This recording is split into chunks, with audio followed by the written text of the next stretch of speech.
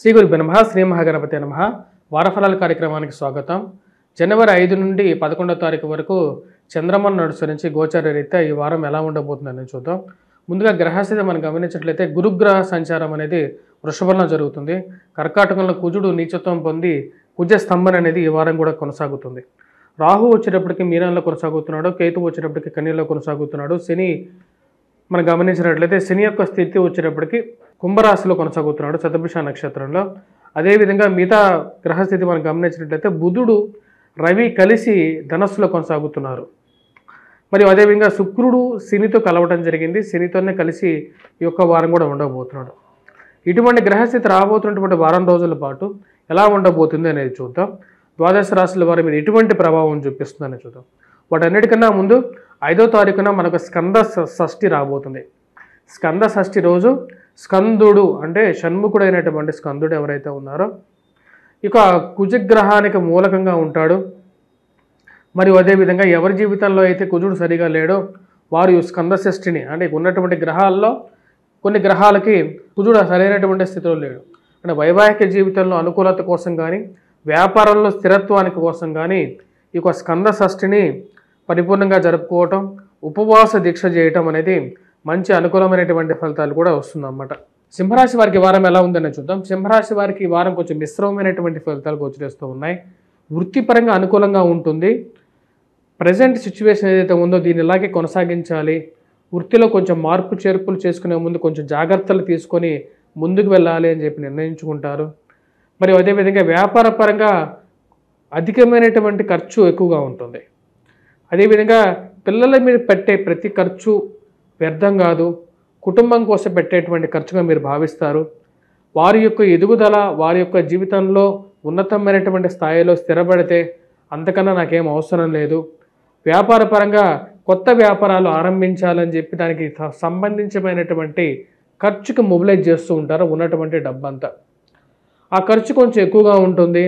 అయినా సరే ఈ డబ్బు ఒక్కసారిగా నాకు వ్యాపారం సరైనటువంటి స్థితిలోకి వస్తే గ్యారంటీగా దీనికి 10 రెట్లు కలుగుతాను అని చెప్పి ఆలోచిస్తారు. కుటుంబ సంబంధ బాంధవ్యాలు, జీవిత భాగస్వామి ఆరోగ్య సంబంధితమైన విషయాలు వీటికి ఎక్కువ వాల్యూ ఇస్తారు. ప్రేమ సంబంధితమైన వ్యవహారాలతో చిన్న చిన్న మనస్పర్ధలు, లివింగ్ రిలేషన్షిప్లో కానీ ప్రేమ విషయాల్లో కానీ అంత సానుకూలంగా బండి నడవట్లేదు అని చెప్పి మీకు మీరే భావించడం ఎక్కువగా జరుగుతూ ఉంటుంది. ఈ రాశిలో ఉన్నటువంటి వారికి వ్యాపార పరంగా డబ్బు పరంగా ఫైనాన్షియల్గా డబ్బు సమయానికి వచ్చినా సరే అది ఏదో విధంగా ఖర్చు అవ్వటం, మరియు అదేవిధంగా ఉద్యోగపరంగా కొన్ని అంతు చిక్కనటువంటి వ్యవహారాలు అంతా బాగానే ఉంది అనుకునే విషయంలో ఏదో ముఖ్యంగా కష్టాన్ని కలిగించేటువంటి స్థితి, అంటే ఉద్యోగపరంగా ఏదో ఒక అడ్డంకి పడకపోవటం, చేస్తున్నటువంటి వారితో ఉన్నతమైనటువంటి స్థితిలో ఉన్నటువంటి వారితో వారికి మీకు ఉన్నటువంటి రిలేషన్, గతంలో ఉన్నటువంటి రిలేషన్లో మూడో వ్యక్తి ప్రవేశించడం, మీ యొక్క బాస్తో మీ మీద ఉన్నవి లేనివి చెడుగా ప్రచారం చేయటం అర్థం కానటువంటి పరిస్థితిగా గోచరిస్తుంది. ఈ పరిస్థితి నుంచి ఎలాగ బయటికి రావాలి అని చెప్పి ఒక ఆలోచన అంతర్మథనం ఎక్కువగా స్టార్ట్ అవుతూ ఉంటాం.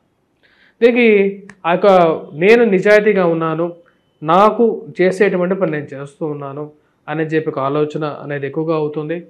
ఈ రాశి వారికి రాజకీయ పరంగా కూడా కొంచెం గడ్డు కాలంగా గోచరిస్తూ ఉన్నది. రాజకీయ పరంగా మీరు చేస్తున్నటువంటి ప్రయత్నాల్లో నిస్వార్థంగా మీరు చేస్తున్నప్పటికీ కూడా ఆదరణ విషయంలోనూ మరియు అదేవిధంగా రావాల్సినటువంటి పబ్లిసిటీ విషయంలోనూ కొన్ని అడ్డంకులు అనేవి ఎదురవుతూ ఈ రాశివారు ముఖ్యంగా చేసుకోవాల్సినటువంటి పరిహారాల్లో ఎటువంటి పరిహారాలు చేసుకోవాలనే దానికన్నా ముందు ఇక రాబోతున్నటువంటి 5వ తారీఖున స్కంద షష్ఠి అనే ఒక మంచి దినం ఉంది. ఆ స్కంద షష్ఠి రోజు కుజుడు ఎవరి జీవితంలో అయితే సరిగా ఉండడో వారికి వైవాహిక జీవితంలోనూ ఫైనాన్షియల్ పరంగానే కొన్ని కష్టాలు అనేవి ఉంటాయి. కాబట్టి ఈ రాశి వారు ముఖ్యంగా ఎందుకంటే కుజుడు సరిగా లేడు కాబట్టి, ఎందుకంటే 1000 స్థానంలో ఉన్నటువంటి కుజుడు రాజకీయంగానూ అడ్డంకులు సృష్టిస్తూ ఉంటాడు. మరియు అదేవిధంగా చదువు పరంగాను విద్యార్థులకి, ఎందుకంటే ఈ రాశిలో ఉన్నటువంటి విద్యార్థులకు గురువు బాగున్నాడు.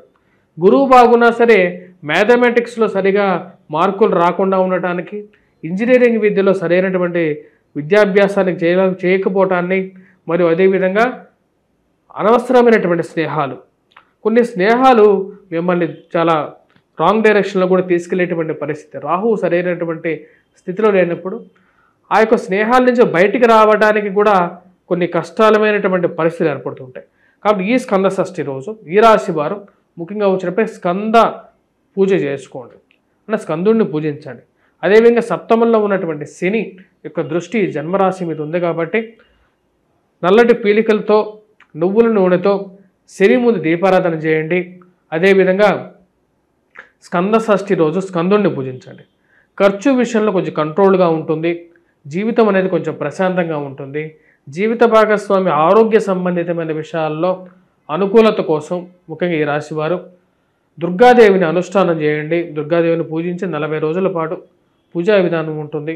ఆ విధానం చేసుకున్నట్లయితే ప్రతినిత్యం కుంకుమను పెట్టుకున్నట్లయితే హిందూ సమాజానికి మీరు ఒక మార్గదర్శకాన్ని ఇవ్వగలుగుతారు.